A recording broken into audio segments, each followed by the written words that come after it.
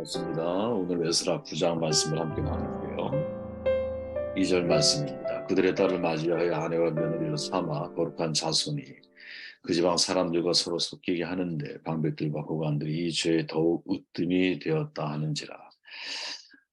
하나님의 주재권을 회복하라라는 제목이고요. 통혼에 관한 문제를 통해서 성경이 우리에게 전하려는 메시지가 뭔가 함께 나누는 시간을 가질게요. 에스라 9장은 이스라엘 백성이 이방인과 결혼해서 살고 있다라는 소식을 이제 에스라가 다 듣게 되죠. 도착을 하고 난 이후에 방백들이 전한 내용을 들어보면 제사장과 레위인 또 방백들과 고관들까지 아니 오히려 그들이 으뜸이 돼서 이방인들과 통혼을 하고 있다라는 것을 발견하게 돼요. 에스라는 옷을 찢고 머리털과 수염을 뜯어내면서 넋을 잃고 주저앉아 버리죠. 그리고는 하나님을 향해 손을 들어 기도를 해요. 에스라가 지은 죄가 아니거든요. 근데 무죄한 사람이지만 무려 우리라고 하는 단어를 아마 제가 볼 때는 성경에서 이것만 이 사람만큼 많이 쓴 사람이 없구나라는 생각이 들 정도로 우리라고 하는 단어를 31번 사용하면서 공동체의 죄를 자신의 죄처럼 회개하죠. 이 과정에서 우리가 얻을 수 있는 교훈이 뭘까? 이 질문을 가지고 말씀 나눔을 들어가 보면 2절, 3절 말씀 눈으로 여러분들이 한번 읽어보시고요. 이게 제일 중요한 주제입니다. 하나님의 주재권을 회복하라는 거죠. 귀환한 에스라에게 이제 또 다른 문제가 발생한 거거든요. 귀한 자들이 이방인들의 딸들과 통혼을 한 거예요. 이 소식을 들은 에스라가 속옷과 겉옷을 찢는 것은 많이 우리가 들어봤죠. 근데 에스라는 그보다 더 심각하게 머리털과 수염까지 뜯으며 분노를 합니다. 의분이죠, 의분. 에스라가 옷을 찢은 것뿐만 아니라 자신의 머리털과 수염을 뜯었다라는 것은 그의 충격과 슬픔과 분노를 대변하죠. 무엇이 이토록 에스라를 깊은 충격과 슬픔에 빠지게 했을까? 그 문제가 바로 이방인과의 통혼에 있다라고 보는 거예요. 심지어 그 일의 제사장인 심지어 방백 오관들까지 포함되어져 있습니다.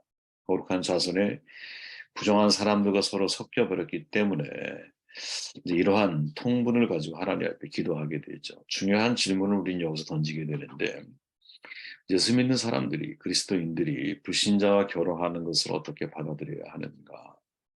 만약 그게 하나님의 뜻이 아니라면 그 이유가 뭘까? 우리는 과연 어떤 선택을 해야 할까? 에스라가 제시하는 해답은 다음과 같죠. 1절에 보니까 가증한 일을 행하여 그러니까 통혼이라는 문제를 가증한 일이라고 하는 아주 한마디로 아주 깔끔하게 정리를 해주고 있죠. 가증하다라는 말은 뭐냐면 혐오스럽다 이런 뜻이거든요. 원래 가증한 일이라고 하는 것은 고대 우가리트어에서 성전에서 일어나 잘못된 행위나 말에서부터 유래된 건데 우리가 잘 아는 터부라고 하는 말 아시죠? 금기시되는 사실을 지칭할 때 사용하는 말이에요. 이건 절대로 하면 안 된다라는 거죠. 그죠? 마치 어, 서로 가족 간에 일어난 일을 근친이라고 그러잖아요. 마치 그런 말처럼 터부시되는 일이거든요. 그렇다면 이방인과 통혼이 왜 가증한 일이냐? 거룩한 자손이 부정한 자손과 서로 섞이게 되기 때문인 거예요. 서로 섞이게 되면 거룩한 자손은 이제 부정한 자손을 거룩하게 만들 확률보다 오히려 거룩한 자손이 부정한 자손이 될 확률이 훨씬 더 높아지기 때문인 것이죠. 그래서 그것을 잘 알고 계신 하나님이 모세를 통해서 신명기 7장에 보면 아예 정돈을 깨끗하게 해 주시죠.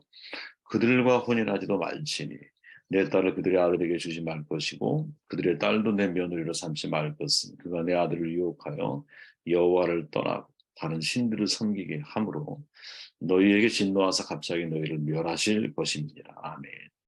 그러니까 결혼이라는 문제를 당사자인 두 사람이 결정하는 문제로 우리가 볼 땐 그렇게 보이지만 그 이면에는 향후에 전개될 삶의 방향이나 신앙의 문제와 너무나 직결되어져 있기 때문에 선택을 잘못하게 되면 가증한 일에 우리의 삶이 금기시되는 사실에 우리의 삶이 끌려가게 되어 있다라는 거죠.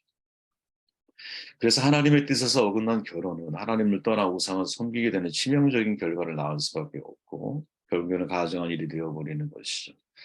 여러분 뭐 멀리 볼 것도 없이요. 솔로몬 왕을 한번 마지막을 떠올려 보십시오. 열왕기상 11장 8절 이하에 보니까 그가 또 그의 이방 여인들을 위하여 다 그와 같이 한지라. 그들이 자기의 신들에게 분양하며 제사하였더라. 솔로몬이 마음을 돌려 이스라엘의 하나님 여호와를 떠나므로. 아, 참 너무 슬픈 장면이죠, 이게. 아마도 솔로몬의 입장이 되어 보면 솔로몬이 원했던 미래는 절대 이게 아니었을 거예요. 그죠? 누가 이런 미래를 원했겠어요? 절대 이런 미래를 기대하거나 생각조차도 하지 않았을지 몰라요. 정치적인 목적이든 외교적인 목적이든 이방 여인들과 정략 결혼을 진행하면서 자신의 하나님 주신 지혜가 있기 때문에 실은 그 여인들을 잘 다룰 수 있을 것이라고 판단했을지 모르는 거죠. 근데 이게 제가 볼 때 인간 지혜의 한계인 거예요. 내가 생각할 때는 이렇게 하면 이렇게 될 것 같지. 이런 결과가 예상이 되지. 그러나 막상 그 자리에 우리가 들어가게 되면 내가 예상한 것과는 전혀 다른 결과가 만들어질 수 있다는 거죠.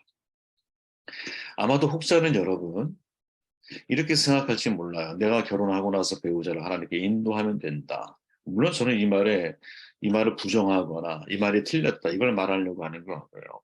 하나님의 뜻이 그럴 수도 있겠죠. 그죠? 때로 우리 주변에 보면 남편과 아내를 전도하는 경우를 목격하잖아요. 내가 불신자와 결혼해서 물론 이제 그 과정을 들어보면 굉장히 고난이 많죠. 처음에 교회에 나가면 핍박받기도 하고 예전에 특히 이런 간증들이 넘쳐났잖아요. 그죠? 그런데 개인적인 입장에서 개인의 입장을 떠나서 에스라의 입장에서의 이 통혼의 문제를 우리가 놓고 보면 에스라가 볼 때는 결혼과 동시에 거룩한 사람과 부정한 사람이 서로 섞이게 된다라는 사실, 이 사실을 사람들이 꿰뚫어 보지 못하고 있다고 보는 거죠. 결혼은 배우자가 된 사람이 하나님을 믿게 된 후에 해도 저는 늦지 않다고 보거든요. 오히려 그렇게 하는 것이 더 빠르고 모든 문제를 순탄하게 해결할 수 있다고 저는 생각을 해요.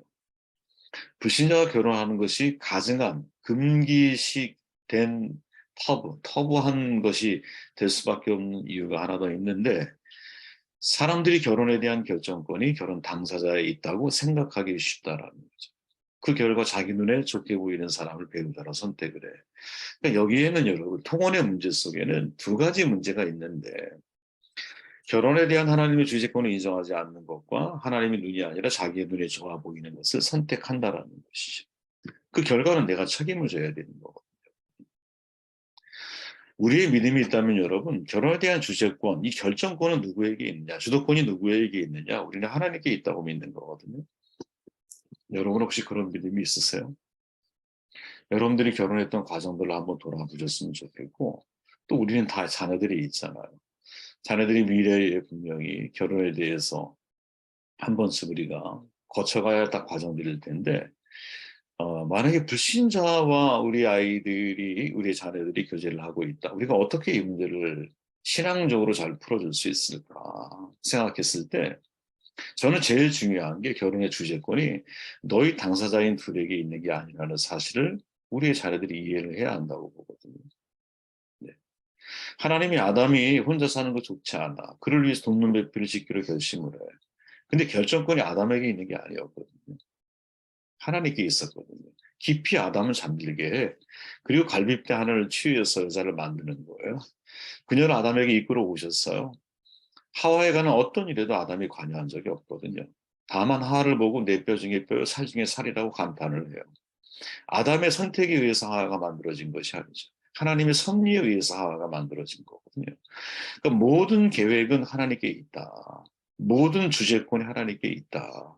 이 사실에 우리가 동의할 수 있느냐. 근데 그 주재권을 빼앗아 인간 스스로 결혼의 주재권을 행사하려고 하기 때문에 무엇? 가증한 일을 만들어가게 되는 거죠. 그죠? 왜 이방인과 통혼을 합니까? 내 눈에 보기에 좋은 대로 결정하는 문제 속에 사실은 터부한 문화들이 그 속에 잠재되어서 있는 거거든요. 또 그 결정 속에 하나님의 뜻을 의도적으로 외면하는 행위가 들어있는 거죠. 그래서 가증한 일이 되는 거예요. 우리가 잘 알지만 여러분, 이런 모습을 잘 보여주는 시대가 사사시대잖아요. 마지막에 뭐라고 말합니까? 이스라엘의 왕이 없으므로 각자 자기 소견에 옳은 대로 행하였다. 아주 간단한 정론이죠. 사사시대 전체의 흐름이 이 내용이잖아요, 여러분. 왕이 없다. 이중적인 의미거든요. 문자적으로 다윗과 같은 왕이 없다는 뜻일 수 있고 왕이신 하나님이 없다는 뜻이 될 수도 있는 거거든요. 우리의 믿음은 후자거든요, 후자. 사사시대의 백성들은 하나님을 자신의 왕으로 인정하지 않았기 때문에 하나님의 뜻이 아니라 각자 자기의 소견대에 옳은 대로 행동을 한 거예요. 그래서 마지막 후반부에 가면 어떤 일까지 벌어지느냐. 레위인이 첩을 거느려. 근데 그 첩이 남편이 아닌 다른 사람과 몸을 섞어. 그러다가 기부와 불량배들을 만나서 능욕당한 후에 죽어버려요. 그걸 또 이렇게 12동강을 내서 자기 지파에게 보내.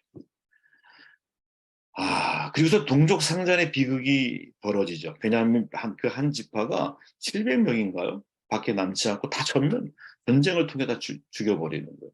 그래서 이 사람들을 해결하기 위해서 또 다른 여인들을 우리로 얘기하면 뭐라 그래요? 보쌈해 가지고 와서 그 지파가 유지되게 만들어놔. 이게 인간이 만들어내고 인간의 자기 소견에 옳은 대로 행동할 때 나타날 수 있는 아주 처참한 결과가 아닐까. 저는 여러분, 결혼의 문제에 대해서 이런 관점에서 바라봐야 한다고 보거든요. 결혼은 이런 문제와 다르다라고 생각하면 안 돼요. 결혼은 여러분 철저하게 아담에게 필요한 하와를 하나님이 만들어서 아담에게 만나게 하셨듯이 우리의 미래 세대 또 우리의 자녀들이 만나게 하는 모든 사람들에 대해서 일단은 저는 여러분 빛과 어둠이 공존할 수 없잖아요.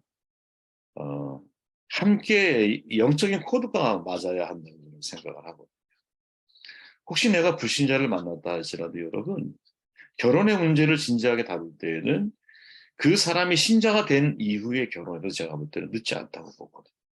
더더욱이 이 과정에서 여러분 저는 저희 자녀들에게 그런 얘기를 하는데 누구를 만났을 때 네가 기도하고 하나님의 응답을 확실하게 받으면 그땐 얼마든지 내가 응원해 줄 수 있다라는 거예요.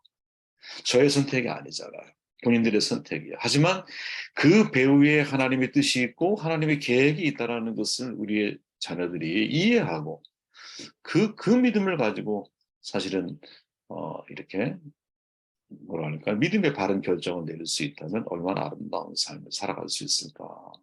네. 참 이거 중요한 문제를 다루고 있다고 봐요. 에스라가. 네. 하나님의 주재권을 인정을 하나. 네. 두 번째 말씀 나눌게요. 9절 말씀 읽고 정도를 합니다. 우리가 비록 노예가 되어 싸우나 우리 하나님이 우리를 그 종살이하는 종에 버려두지 아니하시고 바사왕들 앞에 페르시아죠 왕 앞에서 우리가 불쌍히 여김을 입고 소생하여 우리 하나님의 성전을 세우게 하시며 그 무너진 것을 수리하게 하시며 유다와 예루살렘에서 우리에게 울타리를 주셨나이다. 아멘. 성도의 정체성을 회복하라는 거죠. 왜 이런 말씀을 드릴 수 있느냐 하면 지금 에스라 기도문이 여러분 무척 짧죠. 읽어보신 분은 다 알지만 근데 그 짧은 기도문 속에 무려 우리라고 하는 단어가 33번이 등장을 해요. 우리라고 하는 말이. 우리 주기도문도 우리 기도라고 하는 것이 포함되어 있잖아요. 그죠? 누가라고 하는 제자는 자기 자신을 표현할 때 누가복음의 우리 구절이라 그러죠. 우리라고 하는 단어 속에 자신을 포함시켜 버리죠. 그죠? 자기를 드러내는 사람이 아니라는 거야. 여기서 말하는 우리, 도대체 누구를 가리키는 걸까? 이건 여러분, 나라고 하는 복수형의 우리의 개념이 결코 아니라는 문장을 읽다 봅니다. 에스라가 말하고자 하는 여기서의 우리라고 하는 개념은 여러분, 바벨론 포로 생활에서 이 생활을 다 겪고 난 이후에 다시 예루살렘 땅으로 귀환한 백성들을 가리키고 신앙적인 관점으로 말하면 회개에서 새 사람이 된 사람들이 죄사함과 거듭남을 체험한 사람들이라. 그죠? 바벨론에서 예루살렘으로 귀환한 사람들. 우리라고 불리는 이들을 대표해서 통분하고 회개 기도를 한 이유가 뭐냐? 아니, 그들이 죄에서 구원을 받았는데 다시 죄 속으로 들어가고 있는 거죠. 네. 다시 말하면 그들이 바벨론에서 거룩한 하나님의 구원받은 백성이요 구원받은 성도로 부르심을 받았는데 다시 죄인의 자리에 들어가고 있는 모습을 보면서 이 반복되는 과정 패턴을 보면서 지금 우리라고 하는 말 속에 에스라가 담아내기 원하는 것은 야 너희들은 지금 과거에 바로 그 잘못 때문에 우리의 조상들이 그 잘못 때문에 우리가 바벨론의 포로기 70년을 살지 않았느냐. 근데 다시 돌아와서 너희들이 선택한 삶이 과거의 사사시대의 삶, 하나님이 없는 왕정시대의 삶을 너희들이 살아가고 있느냐? 너희들은 거룩한 하나님의 족속이고 백성이고 택하신 자라고 하는 이 의미를 스스로가 강조하고 있는 거죠. 다시 말하면 우리의 정체성 속에 성도의 정체성, 그 정체성을 회복해야 되는 게 아니냐. 이것을 말해주고 있는 게 아닐까. 저는 여러분, 우리 모두가 그리스도인들이 자기 정체성이 좀 명료해야 한다고 보거든요. 왕자와 거지 이야기는 신앙적인 이야기라고 했잖아. 왕자는 여러분 거지 옷을 입어도 왕자 행세를 하는 거야. 왜? 자기가 진짜 왕자라고 믿고 있고 왕자이기 때문에. 거지는 아무리 왕복을 입어도 여러분 거지처럼 살아가는 거예요. 옥새로 호두만 까는 거야. 이유가 뭡니까? 그런 자기 자신의 정체성이 거지이기 때문에 그런 거예요. 여러분 베드로가 말하는 너희는 택한 족속, 왕 같은 제상, 거룩한 나라, 소유된 백성, 그리고 그 다음 절 10절에 가보면 긍휼을 얻은 자 이렇게 표현을 하죠. 택하다 최고의 선택을 의미하거든요. 제사장 폰티텍스라고 하는 라틴어인데 다리를 놓는 사람이라는 뜻이거든요. 다리를 놓는 누구 하나님과 사람 사이에 소유된 백성, 소유권이 하나님께 있다고 말을 해요. 우리를. 긍휼을 얻은 자, 진토 끝에 태어난 자녀라는 뜻이에요. 이거를 여러분 다 합해보면 무슨 말이 되냐? 우리는 하나님의 최고의 선택이자 하나님의 긍휼하심을 얻는 하나님의 자녀이고 그래서 소유권이 하나님에게 있고 우리가 살아가야 할 삶의 방향은 세상과 하나님 사이에 다리를 놓는 역할을 해야 할 사람이라는 거지. 예. 여러분 이 말을 가만히 묵상하다 보면 야 성도의 정체성이 얼마나 대단한 것인지 우리 내면의 온도가 여러분 이런 정체성으로 저는 가득하길 바랍니다. 그분의 말품새를 들어보면 여러분 저분이 어떤 생각과 믿음과 신앙을 가지고 살아가는지 알 수 있거든요. 지금 에스라가 말하는 게 그거예요. 야 과거에 우리가 그렇게 해서 하나님의 자녀요 제사장 나로 하나님 부르셨지만 우리가 잘못해서 바벨론 포로가 됐는데 와서 또 그 짓을 하고 있느냐? 이 말을 하고 싶은 거지. 그 속에 우리라고 하는 말은 너희들은 하나님 선택한 백성이라는 거지. 이 믿음이 있기를 바랍니다. 오늘 말씀 듣고 기도합니다.